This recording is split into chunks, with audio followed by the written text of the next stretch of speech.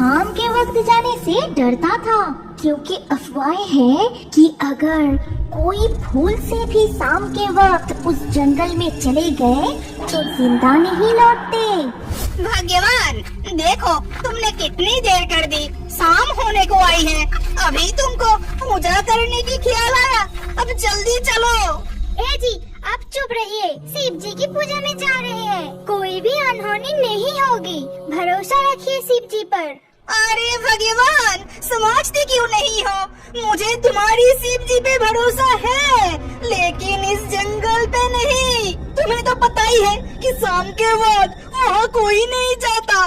फिर दोनों जंगल के बीच पुरानी हवेली के वो शिवलिंग के पास पहुँचा। फिर उनकी पूजा करके शिव जी को फल देके सूरज डूबने से पहले ही जल्दी जल्दी जंगल से निकल आए। फिर देखते ही देखते रात हो गई और सिंचुला जंगल में अंधेरा छा गया। जाओ, तुम शिव जी की मूर्ति से फल लेकर आओ। रोज रोज मैं क्यों जाऊँ? तुम नहीं ला सकती क्या? तुम ब्राह्मण भूत हो और तुम्हारे छूने से कुछ नहीं होगा, लेकिन मेरे छूने से पाप लगेगा, इसीलिए तुमको ही जाने के लिए बोलती हूँ, नहीं तो मैं किसी को ज्यादा तेल नहीं डालती। डायन का पाप, तुम हंसाओ मत। ठीक है, मैं ही जाता हूँ। उधर उस पुराने हवेली के अंदर कुछ अलग ही खिचड़ी पक रहा था। हवेली के अंदर खूंखार डाकू लोग रहते थे, जो आसपास के सारे गांव को लूट के सोने, गहने, बहुत सारी कीमती चीज इस हवेली में छुपा के रखते थे। सिंचुला जंगल के अफवाहों से उन लोगों का बहुत फायदा होता था। वो लोग सबके आंखों से छुप के वहाँ शांति से रह पाते थे, इसीलिए वो लोग चाहते थे कि ये अफवाहें बनी रहे। अबे यार, लोगों का डर कम होने लगा है क्या? आज देखा तो पति पत्नी सूरज ढलने की समय जंगल से निकला। पहले तो कोई भी पूजा के लिए यहाँ शाम तक नहीं रुकता था, अब तो हमारा यहाँ शांति से रहना मुश्किल हो जाएगा। अरे भाई, चिंता मत करो, उपाय सोचो। लगता है हमें ही कुछ उपाय निकालना पड़ेगा। देखो भाई लोग, इस जंगल में इतने लोग क्यों आते हैं? पहले ये तो बताओ। इस शिवलिंग की वजह से सारे उस मूर्ति को फल खिलाने चले आते हैं और हमें डर डर के जीना पड़ रहा है। वही तो, देखो सारे भक्त इस शिवलिंग के लिए ही तो इस सिंचुला जंगल में आते हैं। हम लोग अगर शिवलिंग को ही उठा के आस पड़ोस की किसी भी गांव में रख दे तो कोई भी इंसान यहाँ आने की हिम्मत नहीं करेगा। तो फिर शुभ काम में देरी कैसी है? कल रात ही शिवलिंग को यहाँ से उठा के रात के अंधेरे में हम कहीं और रख के आएंगे। डाकू लोग आपस में जो भी बातें अब तक की, सारी बातें डायन, चुड़ैल, ब्रह्मदत्त ने सब कुछ सुन लेते हैं।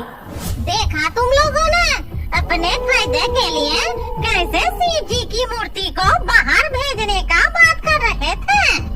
इंसान के अंदर से डर चला गया है, नहीं तो मूर्ति के बारे में ऐसा सोच कैसे सकते हैं? वो बात छोड़ो, उनकी पाप उन्हें लगे, अपने बारे में सोचो।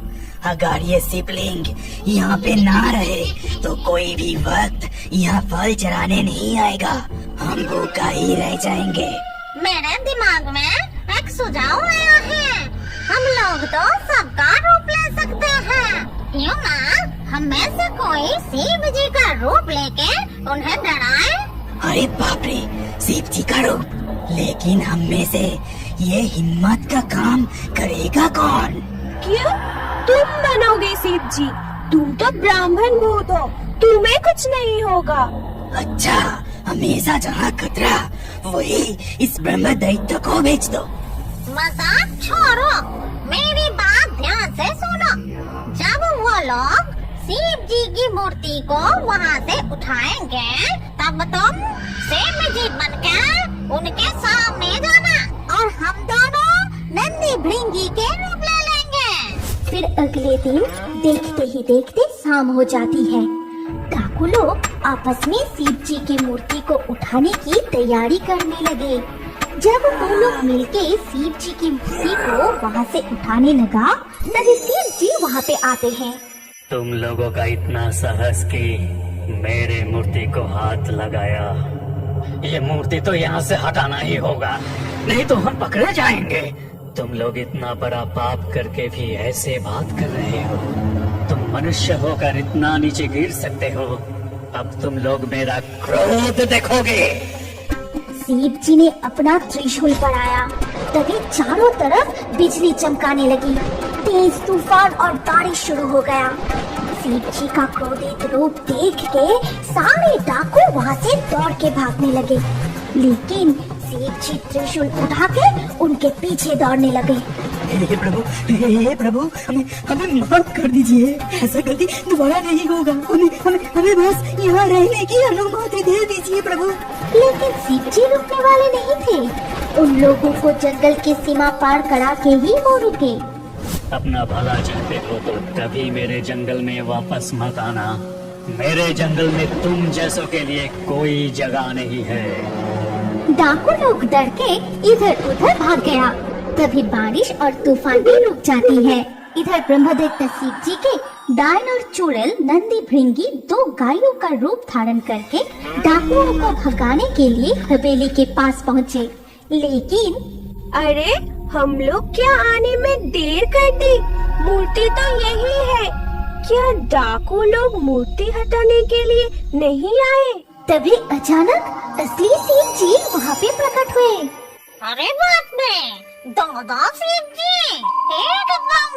एक शिव जी तो हमारे ब्रह्मदैत्य हैं, लेकिन वो शिव कौन है? अरे ये तो असली वाला शिव जी है। मुझे माफ कर दीजिए प्रभु। मेरे पास आपके रूप लेने के अलावा और कोई चारा नहीं था। मुझे माफ कर दीजिए प्रभु।